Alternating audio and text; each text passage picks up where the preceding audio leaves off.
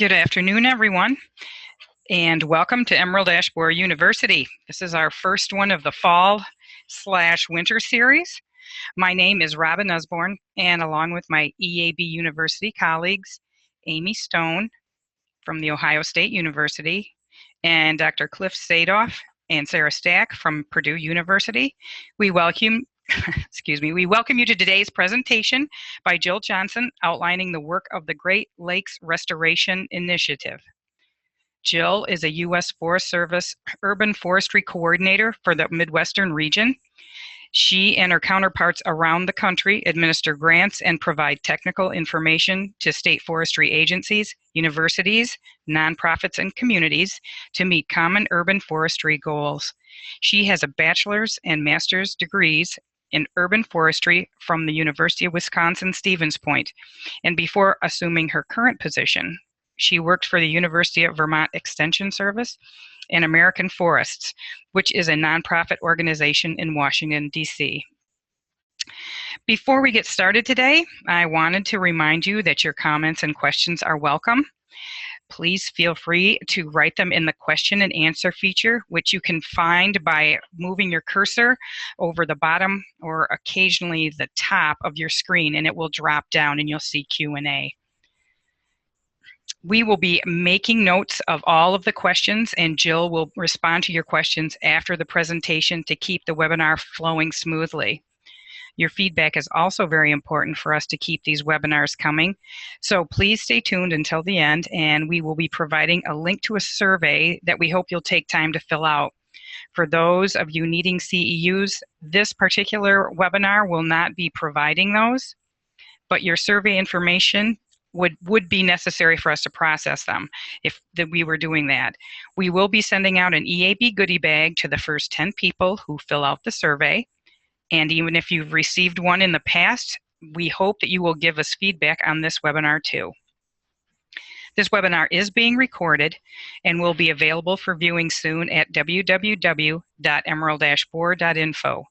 You will also find the recordings for all our previous EAB University webinars there. Thank you for attending today. And Jill, you can now share your screen and unmute your audio, and you can get started. Great, thank you, Robin. It is a pleasure to be able to share a little information with you all today about the Great Lakes Restoration Initiative.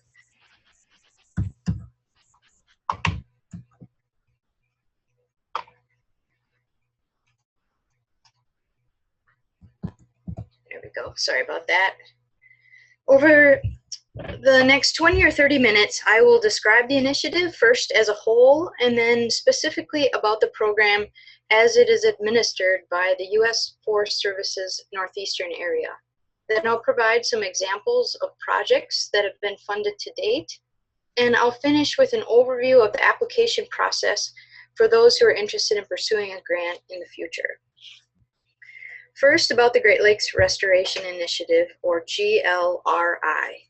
The initiative was launched in 2010 to accelerate efforts that protect and restore the largest system of fresh surface water in the world by providing additional resources in the form of funding to address the most critical long-term goals for the ecosystem. The Great Lakes Restoration Initiative is the largest investment in the Great Lakes in the last 2 decades. In 2010, a task force of 16 federal agencies and many of the region's governors released an action plan covering 5 urgent issues called focus areas.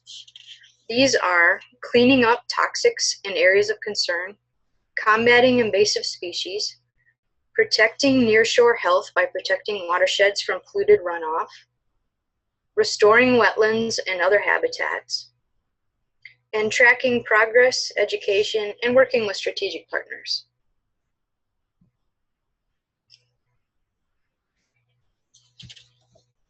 Within the last 5 years, those activities have focused from Action Plan number 1.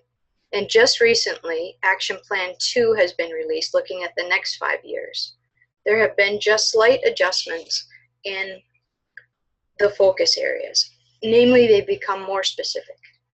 They are cleaning up Great Lakes areas of concern, preventing and controlling invasive species, reducing nutrient runoff that contributes to harmful or nuisance algal blooms, and restoring habitat to protect native species.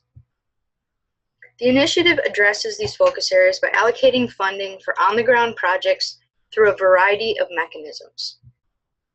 The federal task force guiding the Great Lakes Restoration Initiative recognizes the tie between trees and water quality, and specifically the opportunity to address some of the focus areas through investments in urban and community forestry projects. So the Environmental Protection Agency, which is the lead agency of the GLRI task force, has been entering into agreements with the U.S. Forest Service's northeastern area since 2010 to administer a grants program to support urban and community forestry projects. There's an annual request for proposals, which are then reviewed, ranked, and competitively selected for funding. The amount of funding has varied year to year, and the categories for projects, called program areas, have also slightly changed over time. For simplicity's sake, I'll summarize what was provided in the last round of grants earlier this year, as that's what's likely to be the closest match to what's provided next year. In 2015, over $3 million was available for projects. $1 million was for projects that mitigate emerald ash borer impacts. $830,000 was for projects that reduce toxic substances in brownfield sites. And $1.5 million was for projects that reduce runoff from degraded sites through green infrastructure. I'll go over each of these program areas one by one. First, to mitigate emerald ash borer impact. GLRI funds for this program area are intended to restore tree canopy that's been lost to the infestation of emerald ash borer. Replanting is critical to maintaining healthy, functioning tree canopy cover that will reduce and cool stormwater flow, that will reduce soil erosion and nutrient runoff, and that will protect water quality. Priority will be given to project proposals for work within communities that have adopted an EAB management plan. Projects must plant a wide diversity of non-host species, in other words, not ash, in cities and towns that are within EAB quarantine areas. The focus is on restoration, not removal. The second program area is reduce toxic substances from brownfield sites. GLRI funds for this program can be utilized to address contaminants and toxic substances in degraded sites, including parking lots, through the restoration of green infrastructure and the planting of site-appropriate trees and vegetation to reduce, degrade, or immobilize identified contaminants and reduce stormwater runoff.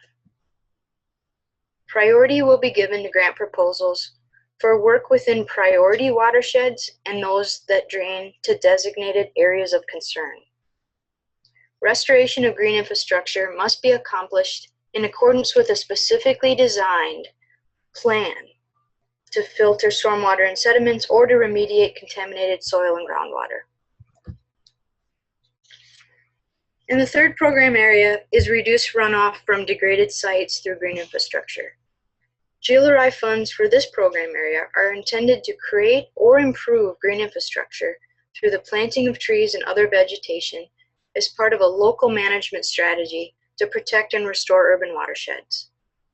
Planting native and site-appropriate trees and other vegetation will capture and slow the flow of untreated runoff and contribute to filtering out sediments, nutrients, toxic contaminants, pathogens, and other pollutants prior to entering Great Lakes tributaries and nearshore waters. Federal authorities for this program do not include construction activities or laying foundations for permanent structures. So who can apply for these GLRI grants? Most organizations that are not private businesses.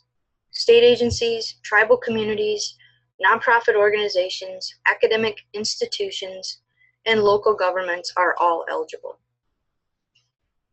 However, there are some important project requirements that must be met.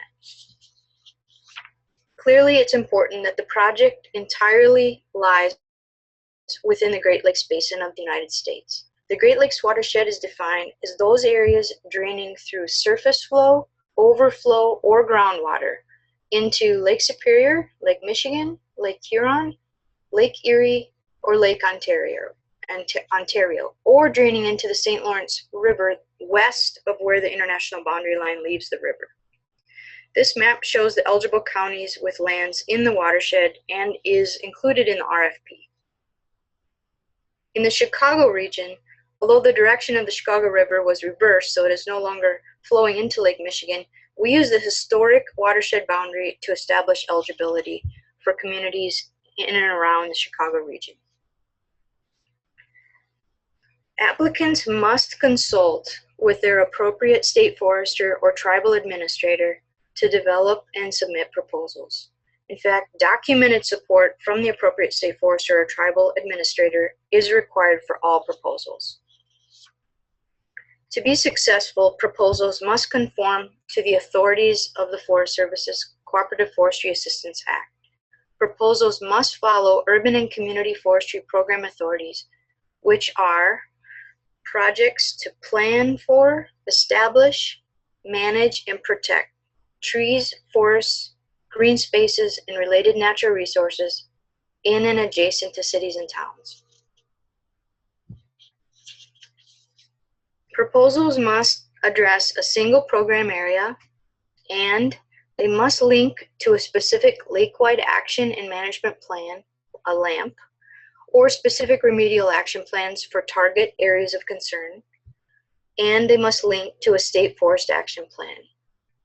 We provide website addresses to get you to these resources in the RFP. Projects must be fully implemented within 2 years from the date of the grant award and occur only on non-federal land. No match is required. However, the ability to demonstrate partnerships and to leverage funds will be an important consideration when proposals are reviewed. Emerald ash borer mitigation projects are eligible only in EAB quarantined counties. Tree planting proposals must follow guidance published on the Northeastern Area website. And project signs are required at each on-the-ground project location. Information should include the project information and purpose, the reference to the Great Lakes Restoration Initiative, and indication of the federal agency involved, which in this case is the U.S. Forest Service.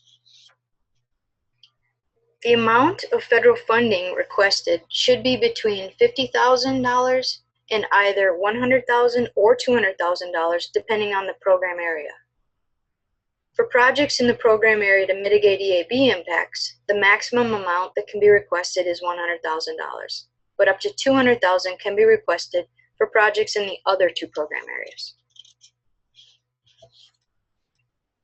Now that I've provided an overview of the GLRI program itself, I'll list just a few of the projects that have been funded in the past. In Detroit, the nonprofit organization called the Greening of Detroit has received multiple grants in various program areas. They work closely with the city and nearby communities to identify locations in need of planting. They usually engage community volunteers and residents in the neighborhood to plant the trees and then follow up with their own crews for maintenance and aftercare. This picture shows one of the parks that was recently planted by neighborhood volunteers. All of those little tubes indicate where the trees are located, and I threw in this close-up of the trunk protection tube to show what I think is a clever way that they designed to provide the required signage for their plantings. Sometimes the grants go directly to communities for tree planting projects, but in many cases the grant goes to a regional nonprofit organization who then administers a sub-grant program of their own to get trees out into communities. Successful models include two in the Chicago region with both the Morton Arboretum and Metropolitan Mayor's Caucus. In Grand Rapids, Michigan, the nonprofit called Friends of Grand Rapids Parks partnered with the city to replant behind ash that had to be removed in the parks along the river, resulting in hundreds of new trees in the parks. In northern Wisconsin, the city forester of the small town of Bayfield worked with two other communities and a tribal organization to secure a grant to plant 140 trees in the region. The city of Bayfield handled all of the paperwork and oversaw the tree purchase and planting, which was great for quality assurance and efficiency. The city of Milwaukee received a grant and then offered discounted tree plantings to the residents who lost ash due to emerald ash borer. They called it a lottery, financial assistance lottery. In the early years of the initiative, one of the program areas allowed for inventory and planning projects. So the city of Ypsilanti, Michigan had a complete tree inventory and management plan completed and used grant funding to develop a tree nursery so low-cost trees could be purchased and grown on an unused city property and then planted out into the community based on priorities that were identified in the plan. The Greening of Detroit has planted several vacant brownfield sites in the city, hoping to increase those sites' values as a community resource. Another project to reduce toxins is in Flint, Michigan, at the site of an old General Motors plant called Chevy in the Hole. The plantings here are reducing groundwater flow and the leaching of contaminants from this site into the neighboring Flint River. And finally, a very unique project funded through the Wisconsin Department of Natural Resources ended up leveraging resources from a wide variety of organizations. The First Downs for Trees program of the Green Bay Packers committed the organization to planting at least one tree for every first down it got during the season. Donations of public relations and communications staff from the Packers organization helped give great publicity to the program and partner organizations, resulting in additional partnerships with municipalities, utility companies, nurseries, and even a tribe. Far more trees were planted in the communities than expected, and then the DNR followed up at the end of the project and created a playbook to help other states and organizations that are interested in partnering with professional sports teams to understand how to work and how to increase their tree planting. So hopefully that helped give you some ideas of projects that would be eligible for funding under this initiative. Now I'll explain the application process, starting with the timeline. The request for proposals is usually distributed in February, and proposals are usually due in mid to late March. Proposals are reviewed, ranked, and selected for funding in late summer. Then grantees are notified and need to fill out all the required federal forms for the application. So there is a little processing time from the time the projects are announced that they've been selected to the time that the grant is awarded and actually gets started. This is usually in late fall or early winter when those grants are finally awarded. The project proposal is a fairly simple 4-page electronic form. There's a cover sheet that you see here, followed by 2 pages of written text that describe the scope of work, the priority landscape that's being addressed, what measurable results and outcomes, the partnerships, and the timeline for completion. And the last page is for the budget. Everything you need can be found on our Northeastern Area website at the address shown here. This page includes the request for proposals, which provides even greater detail than I did today, a link to the proposal form, called the application form, and a link to a list of sample projects that have been funded in the past. Thank you all for your attention. If you're interested in being notified of when the RFP is available, I suggest working through your state urban forestry coordinator, who receives the announcement either from the state forester or directly from me as soon as it is available. If you don't know who your state urban forestry coordinator is, please feel free to email me at the address listed here. The web address that I showed on the previous slide is also listed on this slide if you're interested in learning more. Thank you, and at this point I'll turn it over to Robin to see if there are any questions. Thanks, Jill. This was interesting. It was particularly interesting in the Green Bay Packers. Good for them. Uh, so, um, we don't have a lot of folks on the webinar today, but this is being recorded, and a lot of times people do look at these. Mainly, in fact, we get a lot of people looking at these when they, aren't at work or weren't able to come to the webinar. So this is pretty. I'm glad we got this information out there, because I've heard about it, but really haven't had a chance to even know much about it. So this is pretty interesting. I'm hoping a lot of folks will look at this after the webinar. We'll do a little outreach and tell people that it's there and that it's been explained and that kind of thing. So hopefully we'll have some other folks looking at it, and you'll get a lot of you'll get a lot of response to some of that RFP. I'm looking at the, let's see, let me look at the Q&A here. Yeah, thanks, Cliff. Cliff says go Packers. So, but if anyone else has questions, also Jill, your web or your email address is it's pretty easy if you wanted to just ask her a question. If anybody online wanted to ask her a question, it's Jill Johnson at fs.fed.us. And if you have other questions, you can also send them her way. But I don't see any other questions. Cliff, can you hear me now? He said, yeah, I just went silent, but I'm seeing that I am still talking. Can anybody? I hope everyone else can hear me. But anyway, let me share my screen and bring up the survey slide really quickly. And I'll get that other survey slide up here so folks can see that. All righty.